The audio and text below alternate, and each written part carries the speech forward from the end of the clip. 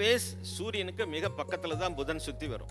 புதனுக்கு அஸ்தங்கதமும் சொல்ல வேண்டாம், ஏன்னா அஸ்தங்கம் அடிக்கடி ஆகும், ஏன்னா ஃபர்ஸ்ட் ஆர்பிட்ல இருக்கு.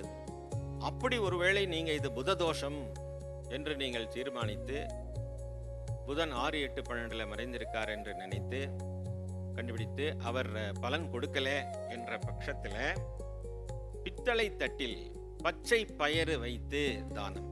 பெருமாளுக்கு பச்சை பட்டு வஸ்திரம் சாற்றுவது மிகப்பெரிய புததோஷ நிவர்த்தி. சனி வெளியிலிருந்து துன்பத்தை மனிதனுக்கு கொடுக்கிறான், புதன் தன் புத்தியால் தானே கெட வைக்கிறான். புத்திகாரகன் புதன், மெர்ச்சன்ட் வியாபாரி புதன், வைசியன் புதன், பெருமாள் புதன்.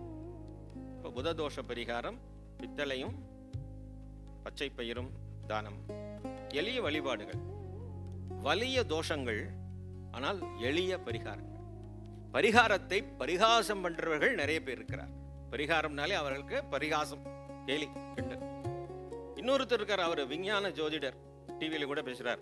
இந்த பரிகாரம் சொல்ற வேலையெல்லாம் நம்பாதீங்க, அதெல்லாம் பரிகாரமே கிடையாது, விதியை நீங்க அனுபவிச்சு தான் ஆகணும்.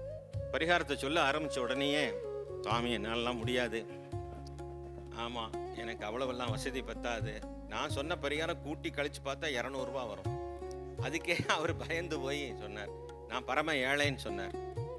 நான் சொன்னேன், உங்களுக்கு 20 ஏக்கர் சொத்து இருக்குது, நீங்க பரம ஏழைன்னு நிரூபிச்சிட்டீங்கன்னா அந்த சொத்து என்னுடையது, ஓகேவான்னு.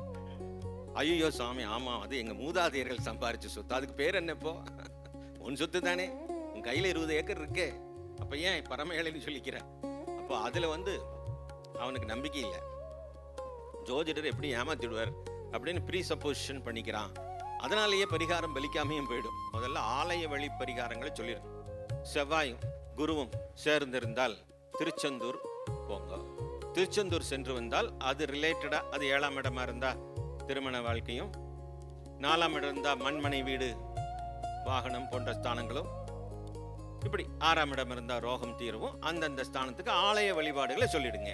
அடுத்ததாக வேள்வி வழிபாடுகள், அதற்கான யஜ்யங்கள் இருக்கு, அந்தந்த ஹோமங்கள் இருக்கு. நம்ம இப்ப சுதர்சன ஹோமம் பண்றோம், ஆயுஷ் ஹோமம் பண்றோம், மிருத்யுஞ்ச ஹோமம் பண்றோம், திலஹோமம் பிரஷ்ன ஜோதிஷத்துல படிச்சிருப்பீங்க, திலஹோமம் பண்றோம். அதெல்லாம் இப்ப இன்றைய தலைப்பில் இல்லை, அதனால அதை எடுக்கல.